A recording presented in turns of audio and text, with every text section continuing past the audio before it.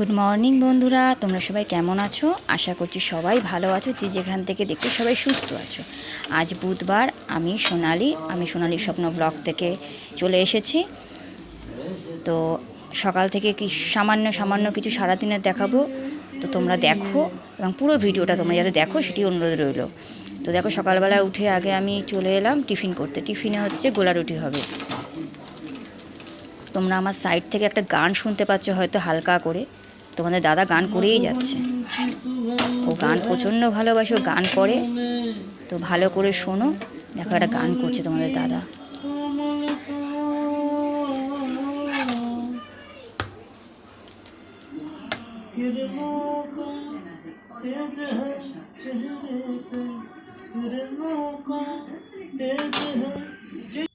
শুনেছ? তারপর চলে এলাম হচ্ছে টিফিনই চলছে, এটা আমার বড় ছেলে টিফিনটা করে যাবে, আর গোলা রুটিটা চিনি দিয়ে আমরা খাবো।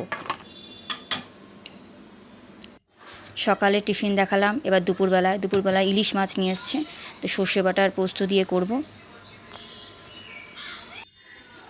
এই যে রেডি হয়ে গেছে। আজকে রান্না দেখাতে পারিনি, যেটা নিয়ে এসছে তারপর রান্না কমপ্লিট করে তোমাদের দেখালাম। তো মাছটা হয়ে গেছে। এদিকে হচ্ছে এবারে আমি করব পুঁই শাক পাতা দিয়ে একটা বড়া। মানে আমি কখনো করিনি, আমার পাশের বাড়ি এক বৌদি আমাকে বলল যে সোনামণি এটা করে দেখো, ভালো লাগবে। তো যাই হোক, আমি করছি। গোটা পুঁই শাক পাতাটা ভাজ করে নিয়ে বেসনের মধ্যে একটু কি বলে চালের গুঁড়ো আর একটু ময়দা দিয়ে মেখে নিয়েছি। নুন যেরকম দেয় একটু হলুদ দিয়ে একটু লঙ্কা দিয়ে মেখে, তো এই পাতাগুলোকে ওর মধ্যে ডুবিয়ে ভাজা করে নিচ্ছি। বিশ্বাস করবে না, এত ভালো খেতে হয়েছে, আমি কখনো করিনি। মানে ওখানে যে পুঁই শাক দিয়েছি মনেই হচ্ছে না। এই ফার্স্ট টাইম করলাম, তবে এবারে করব। আমার ছাদে পুঁই শাক গাছ হয়েছে, ওখান থেকেই এনে আমি করলাম।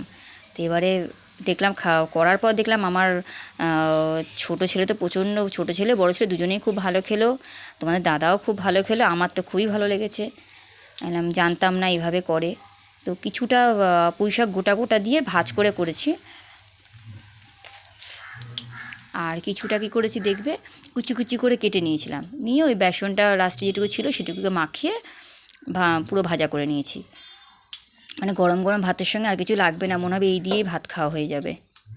তোমরা একবার ট্রাই করো, যারা করোনি তারা একবার ট্রাই করো, যারা করি তারা তো জানেই যে কতটা ভালো খেতে।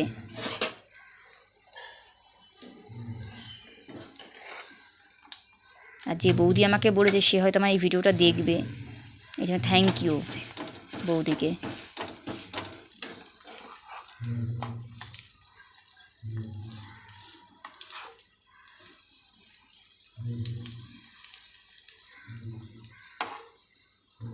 তারপর একটু এপার ওপার পাল্টে দিলাম। একটু ঢাকা দিয়ে করলে কী হবে বলো তো, পাতাটা সেদ্ধ হয়ে যাবে ভালো করে। এমনিতেও পুঁই পাতা খুব একটা সেদ্ধ না হওয়ার মতো না, কারণ নরম পাতা, তবু ঢেকে করলে একটু ভালো। আমি ঢেকেই ছিলাম, সেটা দেখাতে পারিনি। তো দুপুরের ওই মেনু ছিল আমাদের। আচ্ছা, তারপর চলে এলাম হচ্ছে এদিকে সন্ধ্যাবেলায় কি শাড়িগুলো দেখো তুমি, শুধু যে শাড়িটা আমি দেখালাম, এত সুন্দর মা দুর্গার শাড়িটা, মানে দেখে যেন মনে হলো কি পুজো চলে এসছে। হ্যাঁ, আমি হাতে নিয়ে আমি বলছি এত সুন্দর লাগছে শাড়িটা, মনে হচ্ছে দুর্গা পুজো চলে এলো। হ্যাঁ, বেশি দিন যদিও বাকি নেই। তো একজন এসেছিলো, ছখানা শাড়ি আমায় দিয়ে গেলো, শাড়িগুলো পিকো ফলসপার করতে দিয়ে গেল, তো সেগুলোর কাজই করব। তাই ভাবলাম তোমাদের সঙ্গে আবার শেয়ার করি শাড়িটা। অনেকগুলো শাড়ি দিয়ে গেছে, আমার এই কাজ শুরু হয়ে গেল পুজোর আগে, এবার চললো পুজো পর্যন্ত। এমনও হয় আমার যে পুজোর সময় হয়তো আমি আমার নিজের শাড়িও সেলাই করতে পারি না, সময় পাই না, কিন্তু লোকেরটা তো করতেই হবে বলো, লোকের কাজ তো আগে। তাদেরটা করে দিয়ে যদি আমারটা সময় হয় করি, না হলে না করে ওইভাবেই আমি পরে বেরিয়ে যাই।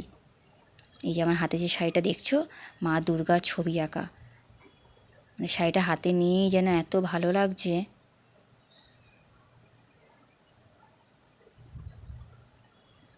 তোমাদের আবার দেখাচ্ছি, দেখো শাড়িটা।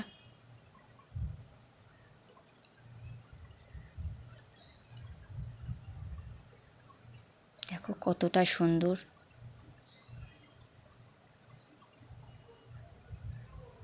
এই দেখো, দুর্গা ঠাকুরের মুখটা দেখলেই মনে হয় কি শান্তি। যাই হোক, এটাই আজকের এই সামান্য ছোট কিছু জিনিসই তোমাদের সামনে তুলে ধরলাম।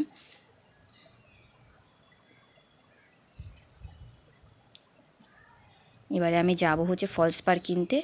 ওই যে ব্লাউজ পিসগুলো কেটে রেখেছি, এবার ফলস পাড় কিনে নিয়ে আসবো।